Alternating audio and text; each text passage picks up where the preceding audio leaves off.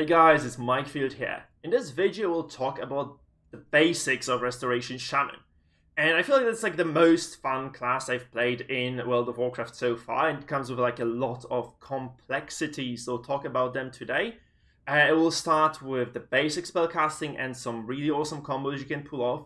We'll also talk about tips and tricks, skill expression, talents, covenants, legendaries, and gearing. Now, the video comes with timestamps for your own convenience. You'll find them in below the video, so you can jump to the parts you're interested in. Remember, if you do enjoy my content, it will do me a great favor if you leave me a like, comment, and subscribe to the channel. Moreover, I do also stream on Twitch. The link is visible above. So it's twitch.tv/Mikefield. You can just click it from the video's description as well if you're feeling lazy to find my awesome streams on Twitch. Now, let's get started with the video. We'll begin with spells for the Resto Shamans.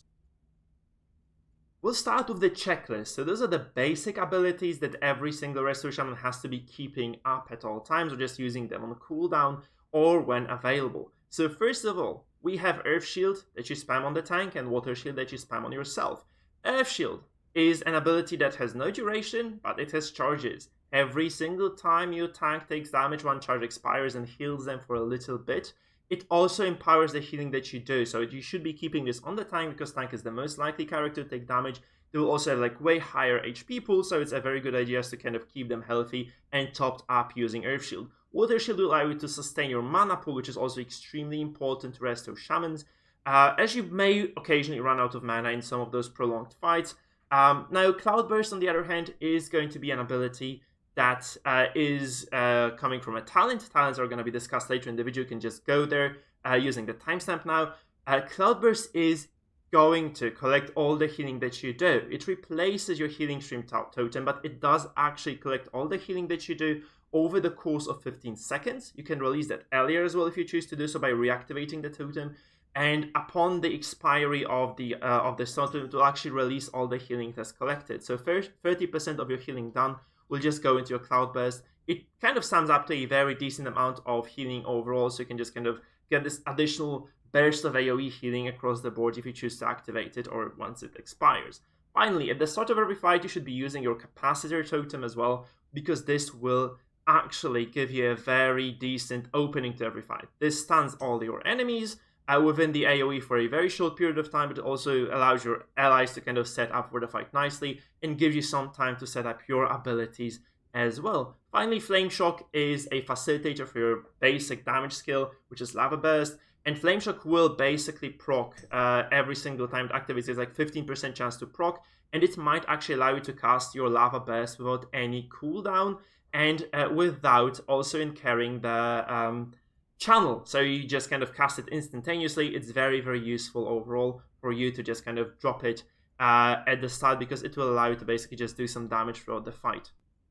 Now, along that frame, you also have some basic healing rotations, and they're very important for every Resto Shaman. It's important to know what those abilities do. So we'll be basing every rotation on Riptide, and Riptide can go alongside two of those basic healing abilities, either Healing Wave or Healing Surge.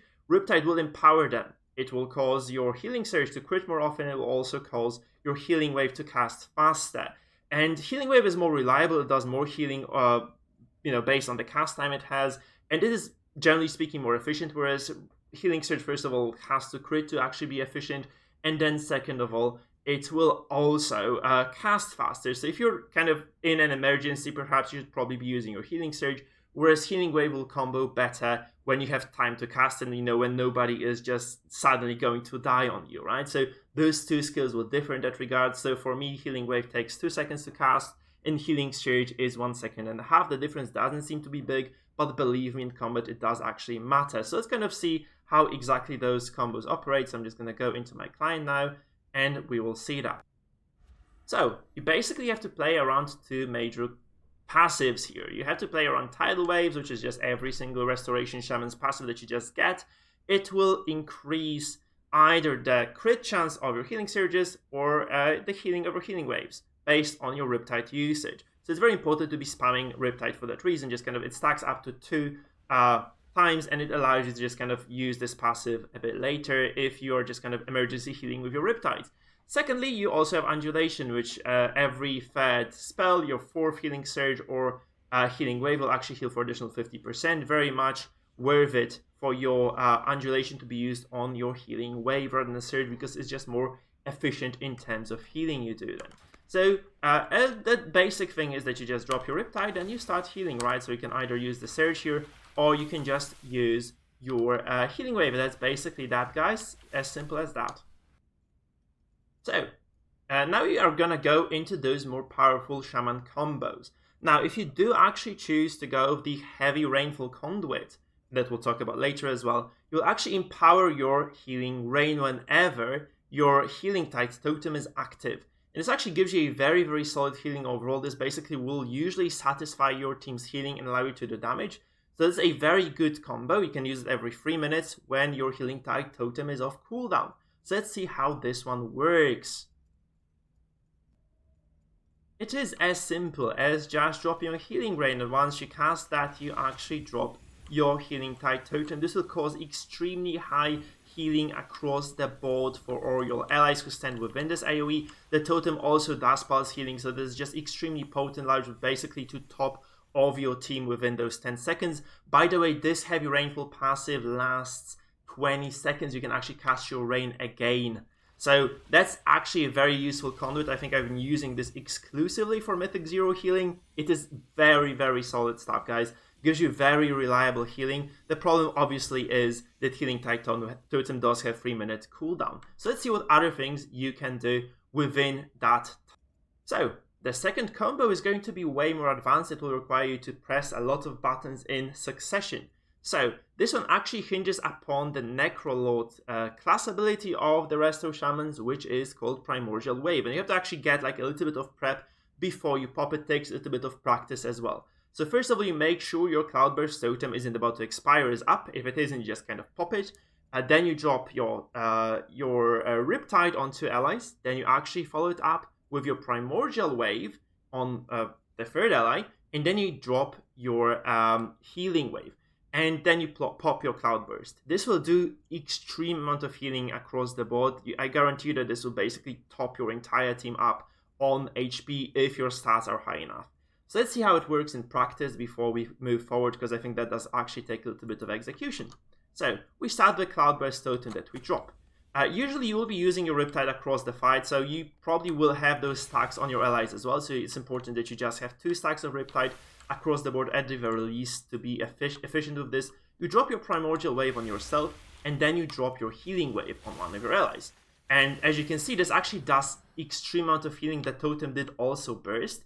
The nice bit about Primordial Wave ability is that it first of all applies a little bit of healing. Then it applies Riptide to that target.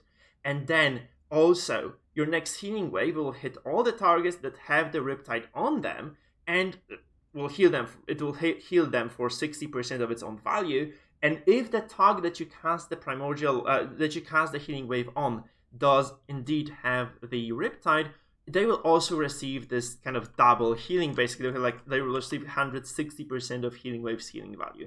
So that's a very nice combo to execute. And after all this massive amount of healing, your Cloudburst totem does actually pop as well. And this actually means that your allies just get like a massive amount of healing altogether. So I recommend using this combo whenever your Primordial Wave is off cooldown. You can obviously just use Primordial Wave to basically just single target heal an ally, just kind of drop it, and then you follow it up with a Healing Wave. And as you can see, this will actually double heal that target.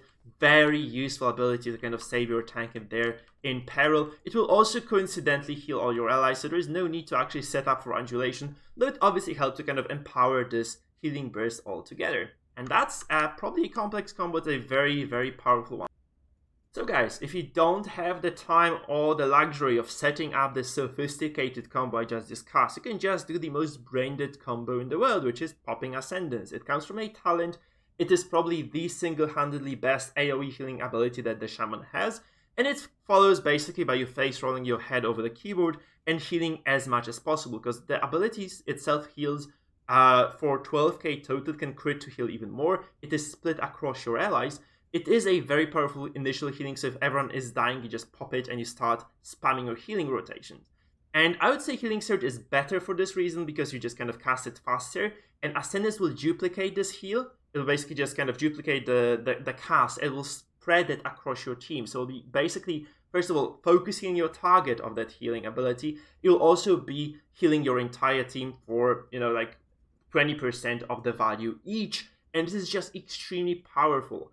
The problem, obviously, with Ascendance is that it is a very, very long cooldown, so you have to keep this in mind when using this ability altogether, or you'll just end up getting punished for that. So it's also a good idea, by the way, to kind of keep track of your cooldown. So obviously this ability with 3-minute cooldown has potentially about 10 uses per Mythic dungeon run, which is a lot of casts, guys. So using this during the boss fights, or just kind of using this during those more difficult trash encounters as well, will really help you throughout the way, will save a lot of lives, and will save you a lot of flames. So it's very useful to just kind of use Ascendance, maybe not of cooldown, but every single time you see a good opportunity to do so. It's just really powerful. Obviously, I would be saving this when you see that the boss fight is coming, because usually that's when you do need this kind of focused, powerful healing. Let's see how it works in practice then. And it is as simple as just pressing Ascendance button, guys. We press that and we start healing across the board. This is 12k initially, and as you can see, every single time I do cast a healing spell now, it actually goes onto the other ally as well. Part of it at least does. So it is really going to save your ass in a lot of the situations. As you can see, this does expire rather quickly though. So you have 15 seconds to make sure that everyone is nice and healthy. This can be used as a desperation button, as I said. It is extremely powerful and really simple to use. You have no time to think, pop Ascendance, and your team will just thank you later. They'll probably just not notice that at all, because that's your duty to keep them. Now, this final combo is very simple, but it requires you to have a decent amount of game knowledge and intuition, because Spirit Link is the ability that you use to basically salvage the fight, to keep your tank from dying, or keep one of your melee allies usually from dying as well. You will usually drop the Spirit Link, which spreads the percentage of the HP of all allies within that circle that it creates, when one of the characters does drop to very low HP. It will also reduce all the damage taken by 10%, so it's kind of good in that regard. So usually you'll just drop it when, for instance, your tank drops to 10% HP and all the other melee allies are basically at very high HP. When you realize there is no way for you to heal your tank on time you drop the Spirit Link, it equalizes the HP. Also does help if you walk in there, because it will just kind of spread that division of HP percentage across the board. And then you follow up with some sort of strong AoE healing. Now, Chain Heal will usually do at that point, because all the damage is being spread, so the tank is taking relatively less damage. So Chain Heal will actually find one of the very good uses in this situation. You can also just kind of do this healing tight combo we have discussed before. So you just drop the totem, and then you'll actually drop the healing rain, and you will get a decent amount of healing from this as well. It'll probably just top everybody off as well. So I'm just saying this is a very useful combo. But again, Spirit Link Totem, one of those very high cooldown abilities. It will salvage a lot of those harder fights though for you. So I would say just use it, just experiment with this a little bit. Make sure that you kind of keep your finger on that hotkey for the situation at which one of your allies just runs out of HP suddenly. I'm not going to be there's no reason to be showing this really, because in terms of the totems, it just doesn't do anything here, as you can see, because you cannot equalize HP with those allies. But as you guys can kind of imagine, just drop your healing rain, which conveniently has the same AoE as your Spirit Link, and then you just kind of follow it up with healing tight totem. It will basically keep everybody nice and steady. Now, that is basically it for the healing combos. Let's go to the damage combo that you can do. There is a very nice damage combo that I have prepared.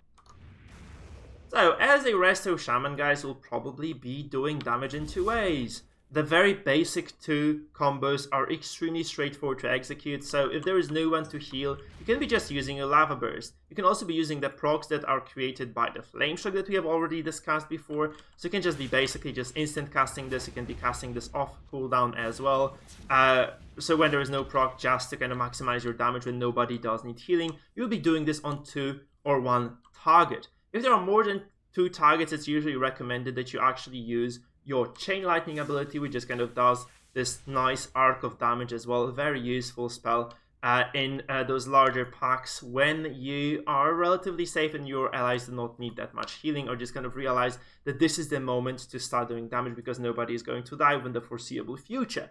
Now, there is a nice combo, however, that can execute usually at the start of the fight that will actually help you do a lot of damage altogether. Look at this poor DK actually photobombing us here.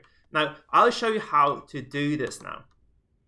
So you're supposed to use this combo during the larger pools in Mythic and Mythic Plus dungeons, maybe Heroics as well, depending on how well geared you are. Now, healing, so this entire combo relies on Capacitor Totem to stun the pool. So you wait for your tank to pool, you drop the Capacitor Totem, then you drop the Healing Rain while all your enemies are stunned, and you double up the healing using Healing Tide Totem if you do have the right conduit called Heavy Rainfall. Now, once those abilities are up, your allies should really not take lethal damage, and this allows you to just start spamming your damaging abilities, which is usually going to be your Chain Lightning. You probably will cast it about 3 to 4 times depending on your haste, and then the time actually comes for you to use your Healing Rain again, because every 10 seconds you can cast it, will actually still have the Heavy Rainfall's effect for 20 seconds still. This is actually good for those rains to still remain on the field for that reason. And then you just spam more Chain Lightning, and obviously you have to heal when it is necessary, but I rarely have ever seen that happen. So just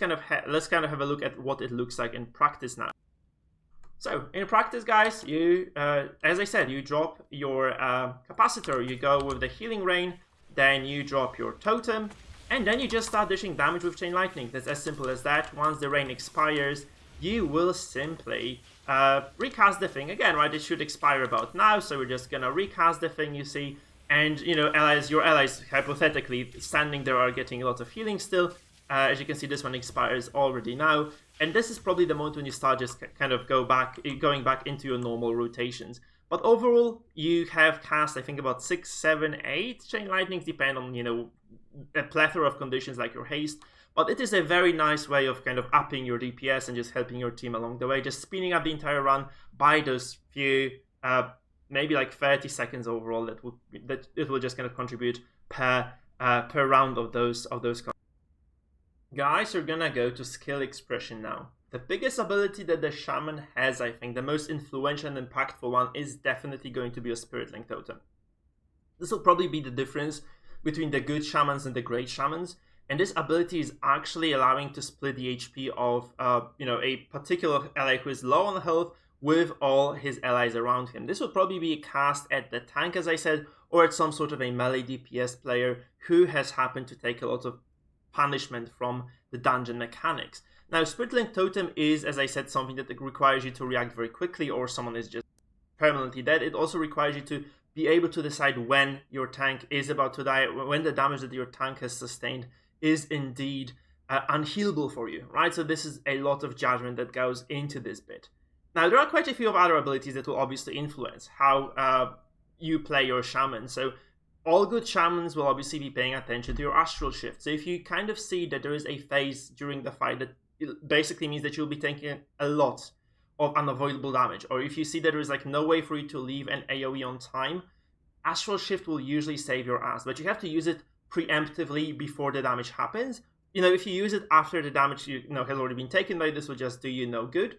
This is very important for you because you probably don't want to be healing more people than you would have preferred to. So just to reduce the number of people healed by 1, which is you, is just going to be a very, very huge gain for just your healing potential, your healing output altogether. Then it's very important also to remember that as a Shaman you do have the ability to cast while moving. There is a Spirit Walker's Grace ability that will allow you to cast as you walk. Again, this requires you to know when to use it. Usually there will be certain phases in the boss fights, like the final boss of a Theater of Pain, where there's like a pool. This will allow you to actually just keep moving and keep casting. Same goes, for instance, with Spires of Ascendance, last boss, where you have to kind of gather the energy for the spear. This is kind of damage heavy phase, will definitely help you there. Spirit Walker's Grace is great. Now, you can potentially try to reduce its cooldown taking an appropriate talent. We'll talk about that later, but it's a very potent skill as well. Thirdly, you do have Purify Spirit, which is going to remove all the debuffs and curses. This again requires you to know what you can debuff and what you should, what debuffs you can remove and what debuffs you should remove. Very important to kind of keep track of this. DBM Deadly Boss Mods add-on will actually help you a lot with this. So I recommend using this because it will just tell you what you have to really cleanse and what you don't have to cleanse. Finally, or penultimately really, you have the ability called Wind Shear. This is an interrupt. I think Shamans are exceptional in this regard. You have 12-second cooldown interrupt, which is really short, and this will actually allow you to prevent the spellcasting by that monster as well. So it's usually, I think it's a good idea to help your team, help your melee specifically, to just kind of interrupt things. during the trash mob fights, and obviously like when nobody else is interrupting the boss, you can also pitch in and help in this regard.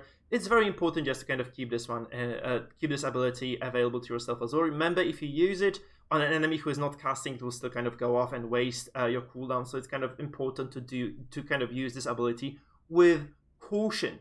Then, obviously, the final one here is going to be Purge, which will remove one beneficial magic effect from an enemy. This can also be used to remove certain spiritual enemies from the battlefield altogether. Very useful ability. Again, takes a lot of game knowledge. For instance, there are like certain spirits in the other side dungeon in the troll part, from which can be basically just purged altogether and removed from the battlefield instead of doing heavy damage to your allies. So it's very important to kind of keep track of those abilities. I think they will definitely define how good of a player you are. Finally, Fleshcraft. It gives you, if you are a Necrolord, it gives you a shield by absorbing the corpses of your dead enemies.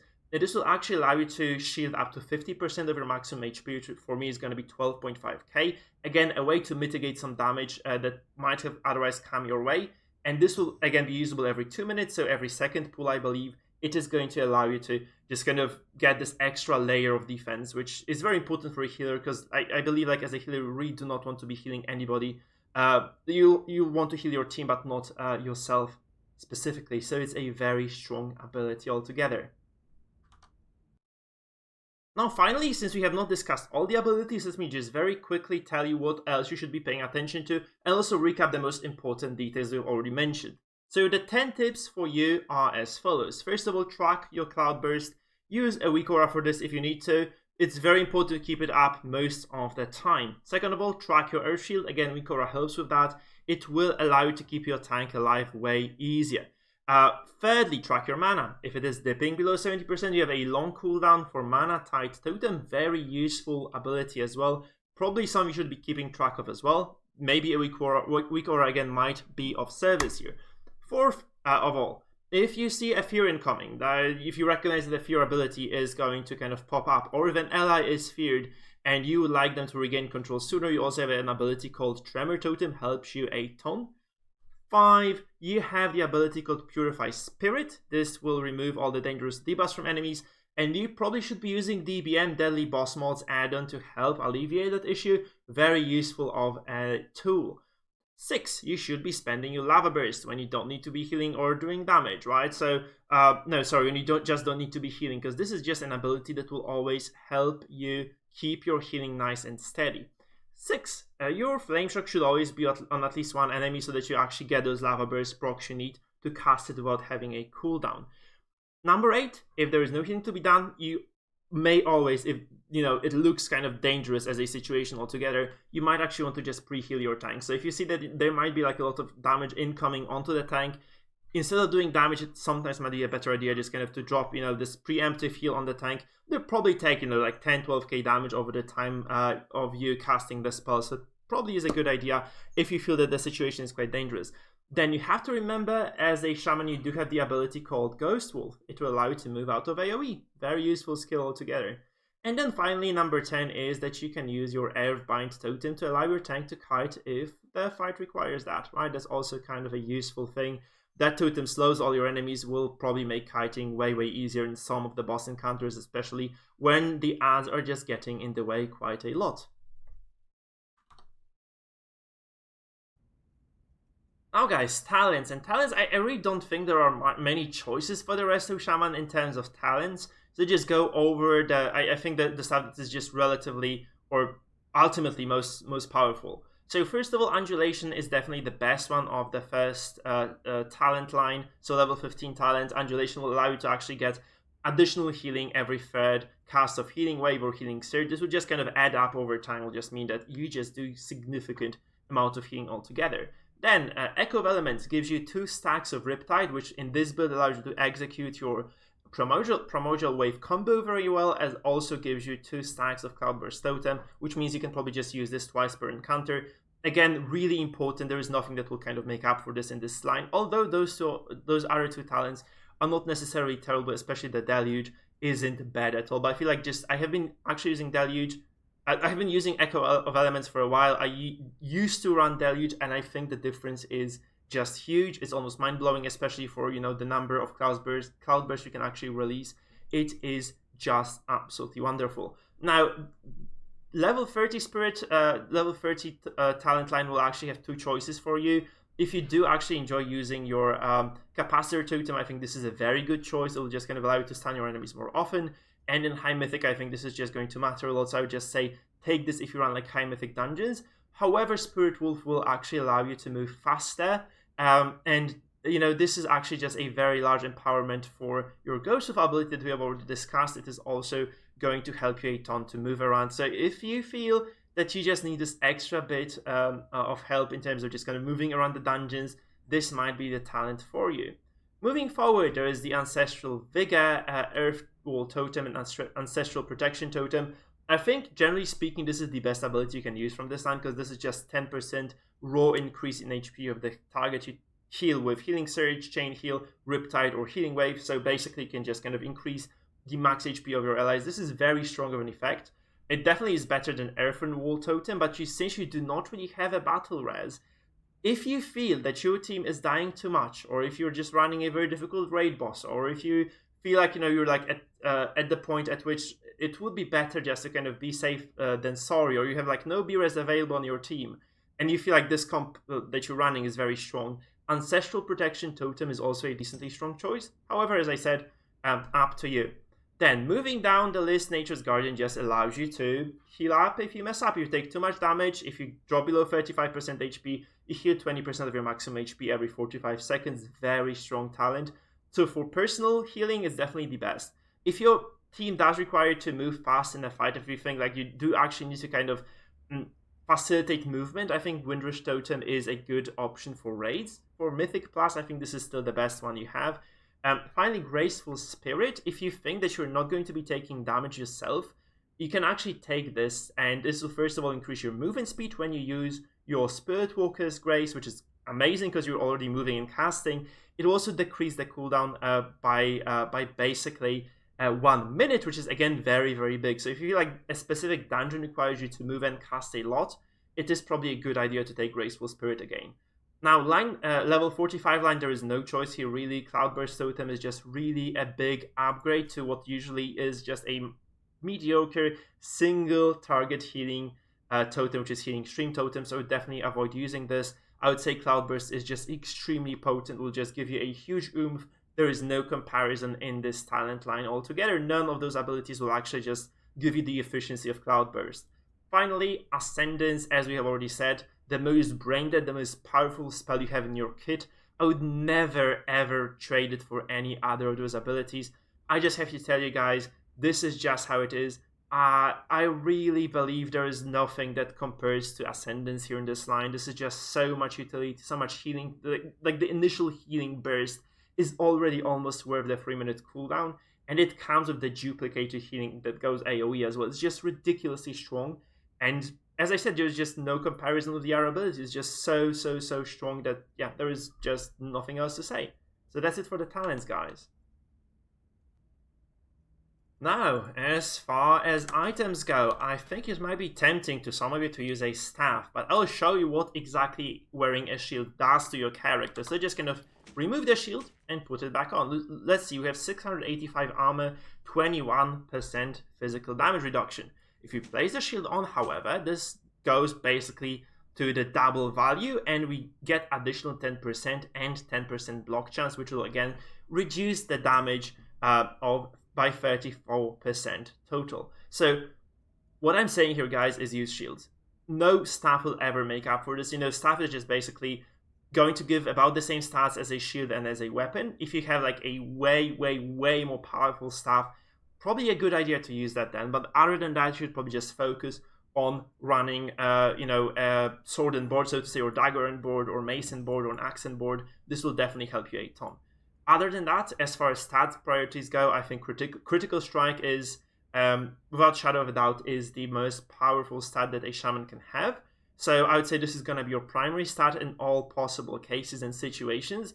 And then depending on what you're doing, you'll either want to focus more on haste if you run Mythic Plus, or on versatility if you run dungeons, if you run raids, because versatility just increases your healing by a flat value, whereas haste will obviously allow you to cast faster. However, if you cast too fast in raid situations, you'll just run out of mana sooner, and this is why versatility might be like slightly stronger for the raids, whereas obviously haste is going to be way stronger for Mythic Plus, where things just happen a bit faster and the fights are shorter, so you can just kind of regenerate the mana in between them. So generally speaking, that's going to be your stat distribution. As you can see, my stats are kind of garbage right now because this is week 2. Those are the best items I could actually master up over the time period I was given. And as you can also see, there is like some portion of mastery on my items as well. Mastery is also not terrible because it'll just improve your healing spells altogether, just give you like additional healing value. But as I said already, mathematically speaking, mastery is just, our healing spells are already very strong, and we want to either bolster them a bit more by versatility, just by those flat fixed percentage values, or simply speaking by just getting additional crits, or by, and those are going to be the core values there for a Resto Shaman altogether. Now, legendary choices, I feel there are 3 possibilities for a Resto Shaman, and I'm gonna tell you what my favorite one is first. So I did go with Primal Tidecore, because it just has very good synergy with Necrolords. It basically doubles up your Riptide every 5 Riptide casts. This allows you to first of all heal more allies, and second of all just make better use of your Primordial Wave combo, because you can just target an additional target with this. Obviously the healing output of your abilities is also going to be higher because your Riptide can double up every 4 casts, which just gives you a lot of power overall. Now, there are other choices, however. I feel this is just the most straightforward, the most well-rounded one of all of those. There is an offensive option, which is going to be Chains of Devastation. You can get this from PvP, basically. I think 1500 honor is all it costs. So very, very cheap and very easy to obtain. Just kind of run 2 epic battlegrounds and you get this. And if you are actually a fan of Chain Heal or Chain Lightning, you can actually just add this to your combo and actually just interacts with those 2 spells. So if you cast either of them, the other one just kind of is cast instantaneously. So there is no channel, right? So you can just basically just Chain Heal, then Chain Lightning, then Chain Heal. So if you feel that you are like geared well enough for this to work, if you don't kind of need to heal your allies that much, or if you are kind of running Mythic Plus with a very well organized team, I think Chains of Devastation are going to be kind of superior to anything else you can choose, because this just kind of increases the overall DPS of your team and means that you can just kind of contribute to the fights a bit more while really losing very little time. So it's a very strong option as well. I would say that's definitely something you should consider. The third option is the Spirit Walker's Tidal Totem. This one hinges on a 3-minute cooldown ability, so that's kind of the biggest downfall of this. But this actually gives you another burst of healing. So every single time you use this totem now, it will actually reduce the cast time of your Chain Heal and your Healing Wave by 50%, and it will also decrease the mana cost of these 2 abilities. This is a very, very solid item overall as well, because it just kind of allows you to burst heal your targets very quickly. If you feel that but I do feel this is very niche simply because of this extremely, extremely long cooldown of this totem itself. So it is something you should probably just kind of consider as well, but it is also a rage drop, which means you have to defeat Huntsman Ultimore to get this. And that again kind of takes away from its charm, but I feel like the 3-minute cooldown again takes a lot away from the potential versatility of the item. So I did go with Primal Tidecore myself. I think this is just probably the most synergistic of the legendaries I could have got. But overall, you can obviously just kind of play around with other things, especially if you're not in the Necrolord Covenant, and the Primal Tidecore doesn't quite contribute as much for you as it does for me with this class ability. Now, speaking of Covenants, I think that I said everything that I really needed to. It should be self-explanatory from here, because as I have already stated, I went with Necrolords because they just offer more complexity, a more interesting option for your Shaman play. The ability to basically double your healing, or like get like additional 50%, 60% heal from Primordial Wave plus Healing Wave is already a huge asset. And this actually means that you can just go to town with this. It just does give you so much overall. So I would say definitely try Necrolords. If you do not like it, obviously there are other good options. Revendreth will give you a higher damage boost, I believe, so that's definitely a nice thing as well. And Kiran's will just give you another totem to play with. I really don't like the Night Fae ability now that I think about it as a channel, so that is obviously going to release some healing afterwards, but I really do not think that it's too interesting at all. It's just a very straightforward ability. I would say Necrolord is definitely, based on the available legendary as well, based on this Primal Tide Core, are going to add most interesting options for you as a player. And I would say probably B tier would be the Kyrians, because that totem is just kind of fun. If you do like having a lot of totems on the battlefield, probably I'd go with Kyrians. And then if you are just more damage focused, if you're focusing on Mythic Plus a bit more, then I think the Revendreth ability is also going to be quite good as well. But as I said, Primal Tide Core is going to be just amazing and kind of good all-round legendary choice for your Shaman if you are a Necrolord, right? So I would say that would be my my pick. Then I would just go with Necrolords, because it just gives you a lot of interesting options, and also this legendary just becomes way more awesome as well. So that is that. So now, guys, as you go into the conduit bit, there are basically two very important potency conduits for your Shaman, and one of them is obviously Heavy Rainfall, which we have already discussed, and the other is Swirling Currents. So Heavy Rainfall is going to be on a 3-minute cooldown effectively, so this is a very strong passive, giving your healing rain a lot of utility, making it actually useful in Mythic Plus. Because it just doubles the healing that you effectively get from this. You can just cast the healing rain twice as well then, within this 20-second period during which this buff lasts. So overall, during those kind of shorter periods of time when your totem is active, when the healing tide totem is active, Heavy Rainfall will be great. However, if you want to kind of get more direct healing, Swirling Currents are for you. They will increase once you cast your Cloud Burst, but you have to just kind of cast it. It doesn't actually work once the ability does expire, right? Let's see this. You can watch this counter hits at 2. If I do actually pop the totem now, this doesn't refresh this counter altogether. So Swirling Currents will actually give you additional healing to your basic healing, single target healing abilities, which obviously is a good utility if you feel like you are just not doing enough healing at your current Mythic Plus level. If you'd prefer to get a bit more healing, I think this is just going to be the tool that will save some lives for your Mythic Plus runs. If you do raid, however, I think like Heavy Rainfall will just give you a bit more, because it is, after all, heavy rain, healing rain, which will be empowered, and is a very strong ability in raids altogether. So if you want to kind of keep your team topped up consistently, you can just kind of use this nice combo.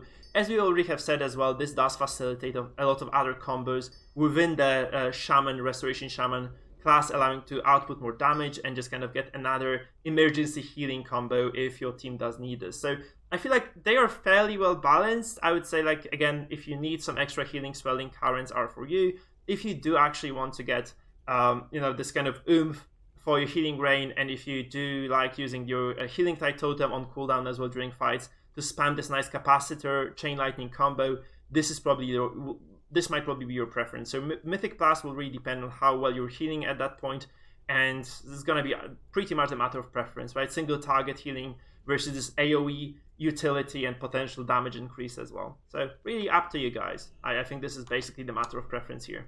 And finally, you might be interested in, that's going to be the last bit of the video, guys. How well does a Resto Shaman do in Torghast? And I'm going to tell you, it's slow as hell. You should definitely be using Shield, by the way, whatever you run. Like whether you run Resto or whether you run Elemental, you should definitely be using Shield, because that damage reduction just goes the long way and allows you kind of not to die in certain situations. But I would generally speaking say go Elemental, just clear Torghast with your Elemental spec. It is just going to be extremely reliable. You probably will never die because you do have the Earth Elemental there to tank for those more difficult battles. You do have a lot of self-sustain still, and you have more AoE combos. And again, Necrolord Covenant will actually empower your Lava Burst and will give you a lot of power altogether. I'm going to show you what my talent tree looks like, so there's really nothing special here. The important bit is that you also will be taking Earth Shield, or just kind of keeping this on yourself, unless you just drop your Elf Elemental, in which case you'll be just dropping the Earth Shield on the Elemental so that it doesn't die to elites.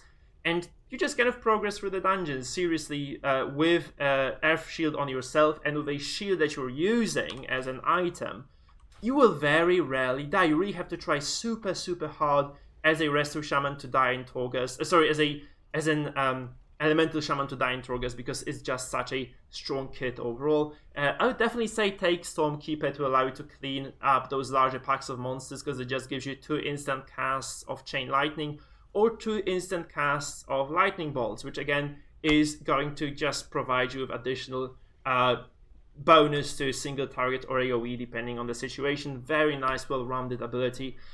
So that's basically that, guys. As far as Torghast goes, you really shouldn't have any issues if you just kind of learn the basics of playing the elemental. I'll probably upload some Torghast runs to walk you through the way later down the line, so stay tuned for that. If you sub to my channel, YouTube will probably get notified and will be able to watch my my awesome runs in Torghast with the Shaman as well.